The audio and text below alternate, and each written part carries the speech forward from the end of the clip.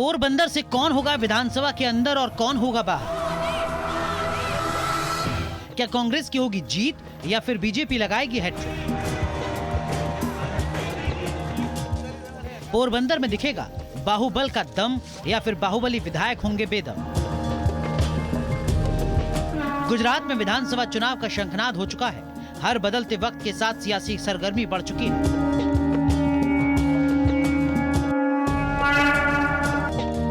BJP का विजय रथ लगातार आगे बढ़ रहा है, वहीं उसे रोकने की कोशिश में कांग्रेस की जोर आजमाइश जारी है। लेकिन इन सब के बीच पोरबंदर की जनता किस पर करेगी भरोसा और कौन होगा निराश, ये जानने के लिए न्यूज नेशन की टीम पहुंच चुकी है राष्ट्रपिता महात्मा गांधी की जन्मस्थली पोरबंदर।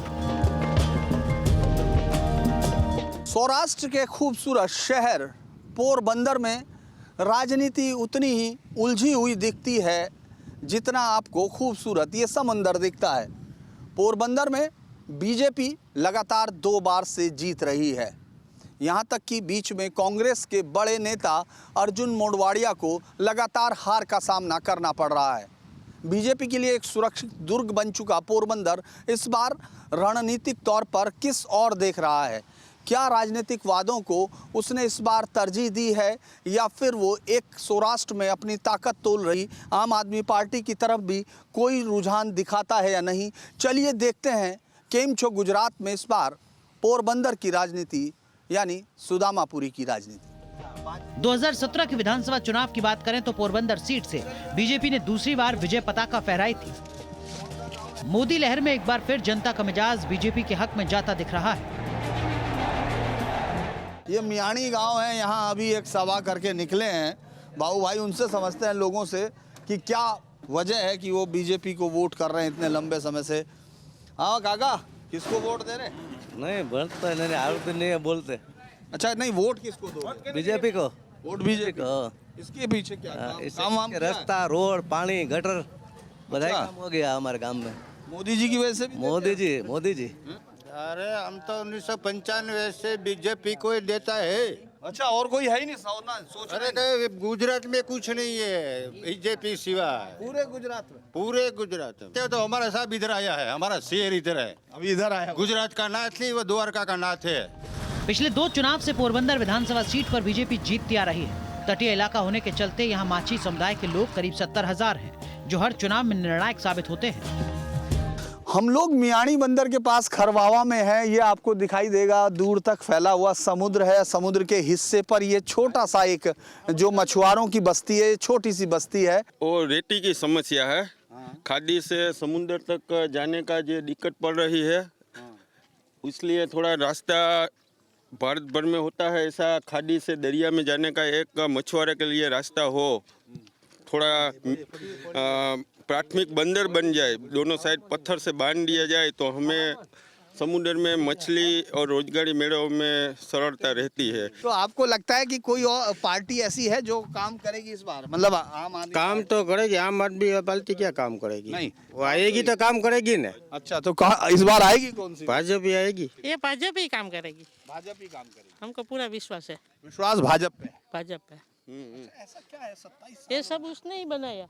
अच्छा, ये सब देखिए, ये बनाया रोड ये जेटी है, ये जो जेटी है ये भी उसी ने बनाई।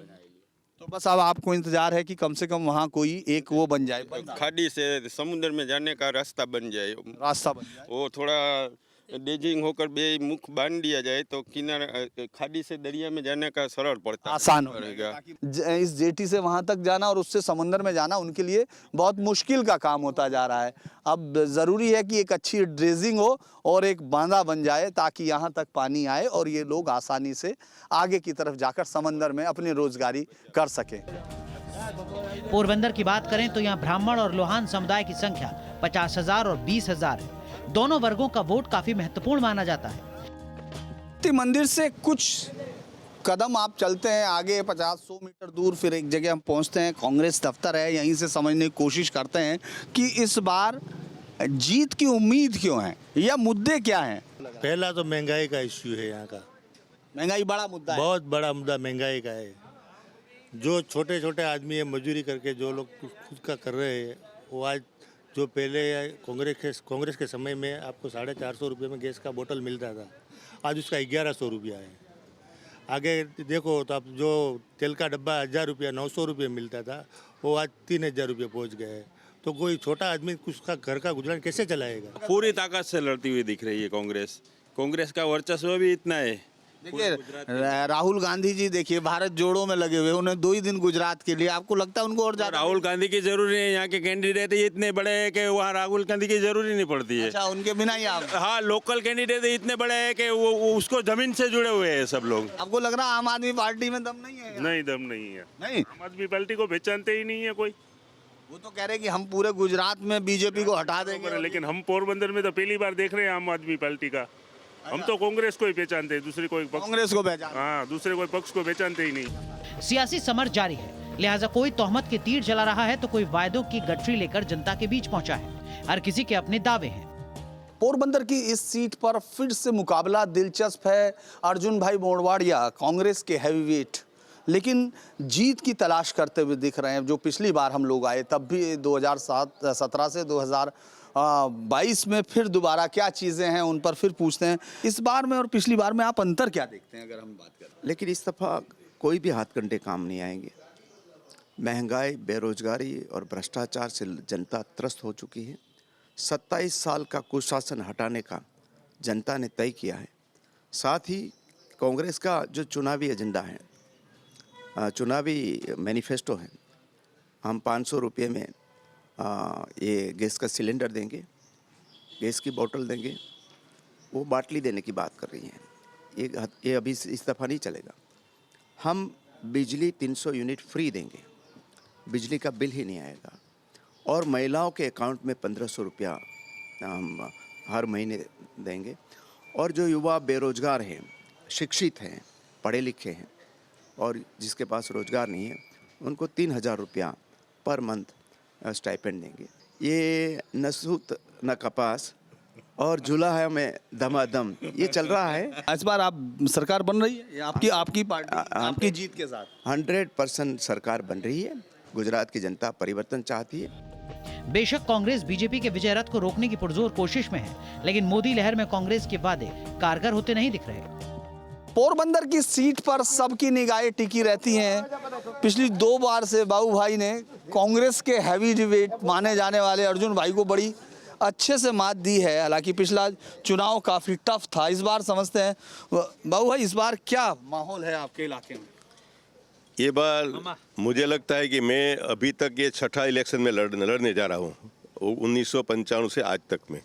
सबसे अच्छा माहौल ये बार है। सबसे अच्छा इस बार है? हाँ, इसलिए कि अभी सबको मालूम है कि कांग्रेस की सरकार गुजरात में बनने वाली नहीं है। अगर जो अगली हम इलेक्शन देखेंगे तो ऐसा वो वातावरण रहता था कि कांग्रेस आएगी, बीजेपी आएगी। ये मैं 2017 की आपको बात करूं तो अनामत आंदोलन, उसकी परिस्थिति, हमारी सीट की बात करूं तो यहाँ हमने जो सिटी एरिया में ये काफ़ी जो काम किया था ना भूगर्भ गटर का, तो ये आखा पूरा शहर से खुदा हुआ था। आज वो सब रोड रास्ता का काम हो गया है।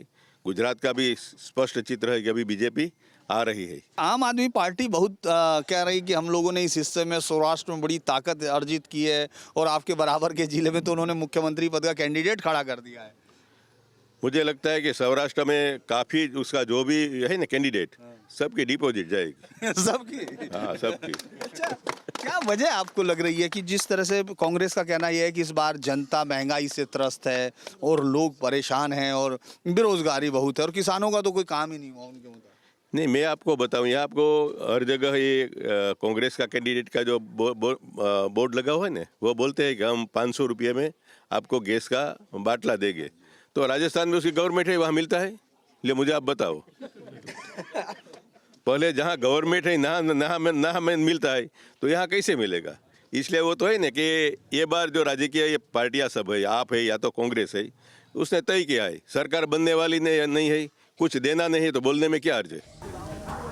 दावों और दलीलों के बीच पोरबंदर सीट पर मुकाबला रोचक हो गया है। यहाँ के मुस्लिम वोटर्स पर भी सभी दलों की निगाहें टिकी हुई हैं। ऐसे में मुस्लिम मतदाताओं के मिजाज को जानना भी बेहद जरूरी है।